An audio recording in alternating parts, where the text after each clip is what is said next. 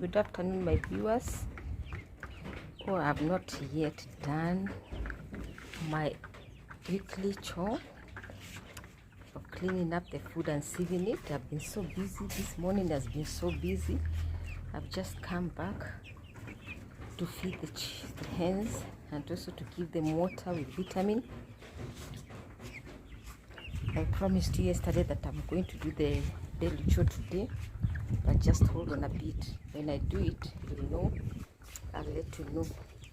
Thank you for being patient. Thank you for listening to me and also for subscribing. Those who have not subscribed, subscribe. Thank you.